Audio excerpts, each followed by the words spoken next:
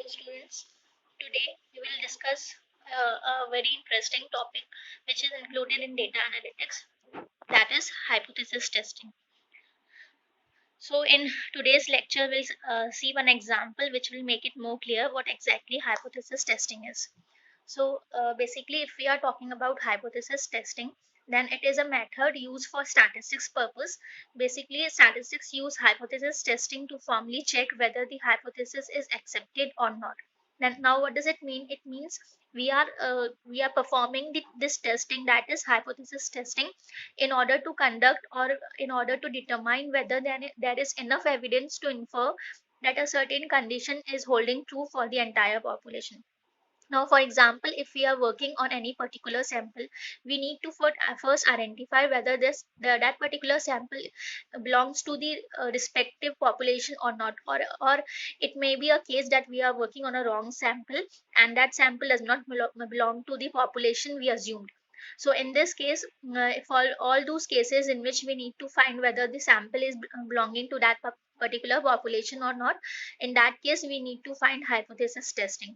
Now, this would be more clear with this example in which we are considering four school kids: Nick, John, Bob, and Harry. All these four kids were best friends, and one day, what they did, they were just bunking the class. So while bunking the class, what happened? They were caught by the principal, and as a punishment, they were given a task in which they were asked to clean their classroom daily after the school. So it was their punishment to stay after the school daily, and they used to clean the class. For the whole week they did this thing only. They used to stay after the class and they used to clean their classroom.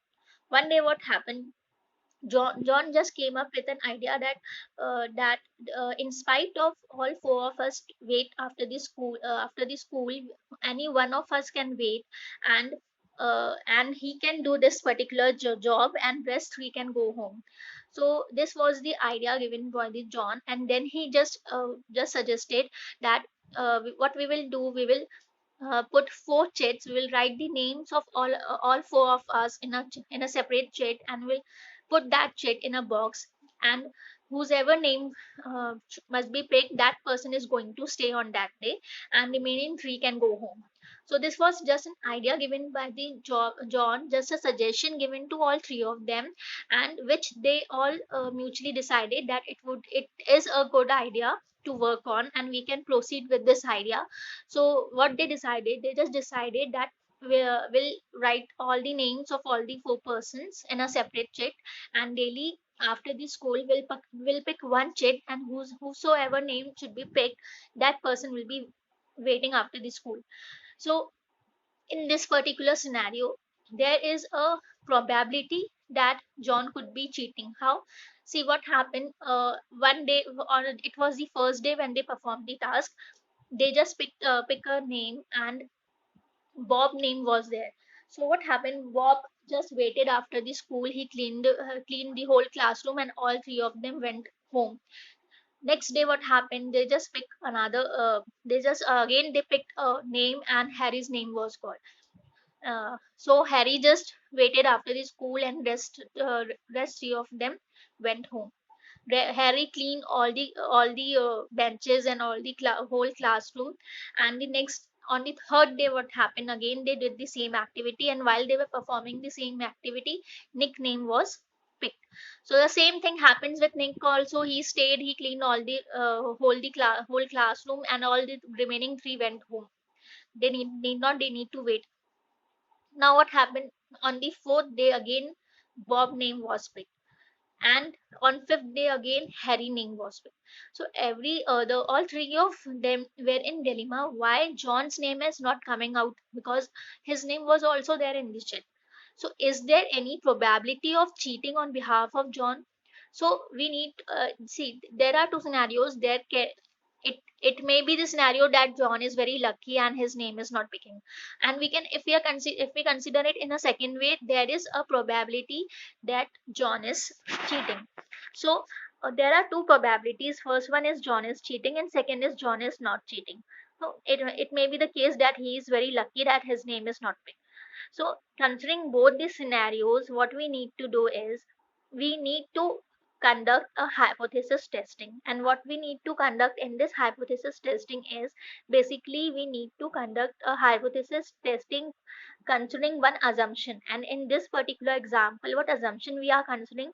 In this particular example, we are assuming that the event is completely random and it is free of bias. Now two conditions we are assuming in this case. What are the two conditions? In the first condition, we are assuming that the event is completely random, means chit is randomly, the chit we are picking, that is completely random, and the event is free of bias. Free of bias means John is not cheating, there is no probability, possibility or probability of cheating on behalf of John. So actually we are assuming these two things. First is event is random, and second is it is free of bias. That is, we are assuming that John is not cheating. We are considering that John is not cheating in our previous first stage. Now what we have to do, we need to calculate the probability of John is not cheating. What is the probability of John? It might be the case that probably it might be the case that John is really cheating. So we need to calculate the probability of John is not cheating. Now in order to calculate probability of John is not cheating, we need to do this hypothesis testing. Now moving ahead, for calculating the probability of John not cheating, we'll start with the first day. If we calculate, we have already discussed how we can calculate the probability. I hope it must be clear to you all.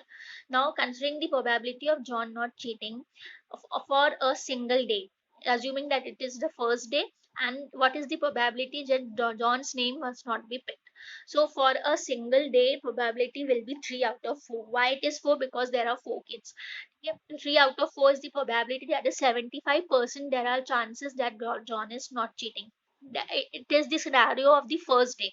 Okay, now second day again we'll calculate, and if we calculate for third continuous 3 days, we are assuming that for continuous 3 days John's name is not picked.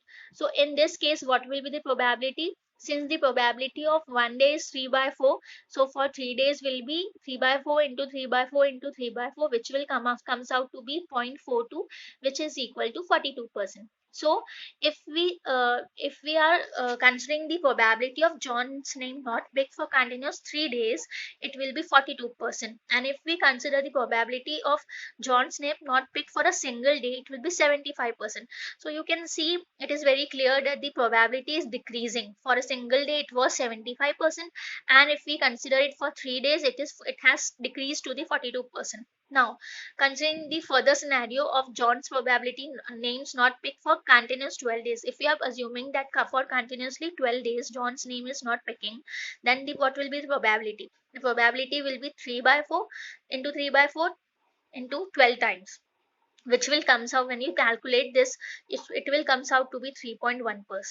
So in this way it is very clear that if we are calculating the probability on the first day, it is higher, it is on the higher side, and it goes on decreasing if the number of days increases. Okay, so in this case, in order to come to a conclusion, we need to keep a threshold value which is entirely decided by the data analyst or the person who is going to do this analysis. So threshold value in this example we have assumed as 5%. So if probability is below the threshold value, the probability we are getting is, if it is below the threshold value, then we will conclude with the result as John is cheating. And if the probability which we are getting, it is larger than or on the upper side of the threshold value, then it is said, or it is declared, or you can say that it will be concluded as John is simply lucky and he is not cheating. So if we compare our result with the threshold value, what result we are getting? We are getting result as 3.1%. Okay, so if we are getting result as 3.1%, and what is our threshold value? Our threshold value is 5%. So in this case our result is less than the threshold value. And as I told you earlier, if our probability is below the threshold value, and what is our probability? 3.1, which is below the threshold value. So in this case John is cheating. And what we have assumed in our initial stage, if you could recollect with this slide, we have assumed with this slide, sorry, we have assumed that uh, John is not cheating. That is, our event is completely free of bias. This was our assumption in the previous, in the first step or in the previous step. And what we are concluding according to the hypothesis testing and its result, we are concluding with that John is cheating. So it is exactly opposite to what we assume. So, in this way, hypothesis testing can be used to conclude a particular scenario or to actually determine whether the sample is belonging to the population or not. I hope I'm pretty clear with this concept. Coming on to the next topic, that is types of hypothesis. So, students, if we talk about the hypothesis testing, then it do have two types. First one is null hypothesis, and second is alternate hypothesis. Now, if we talk about null hypothesis, so it is basically about approving our assumptions. Approving our assumptions means whatever we are assuming in the initial state, and whatever we are concluding that is matching, or our conclusion is as per the results, or you can say results are accepting the assumptions. Like in the case, if for example in the above case, we conclude that John is cheating. For example, if we have concluded with John is not cheating, then in that case, what happens? Our conclusion must be matching with our assumption. So we must have supported the null hypothesis. But what we are getting is John is cheating, and what we assume that Don is not cheating. So opposite result we are getting. So hence we are supporting alternate hypothesis. So what alternate hypothesis indicates? It indicates that your results disapproves the assumption. That means whatever results we are getting, that is not according to the assumptions we made in the initial stage. In this particular example also, we concluded with the result that John is cheating, and what we assumed that John is not cheating. So it is a contradictory result we are getting. So ultimately in this particular example, we are supporting alternate hypothesis and we are rejecting null hypothesis. So one hypothesis we will support, either will support alternate or will support null hypothesis. Okay. So I hope I'm pretty clear with this concept, that is types of hypothesis, and what exactly null hypothesis means, and what exactly alternate hypothesis means. In our next lecture, we'll more discuss more about these concepts. Thank you.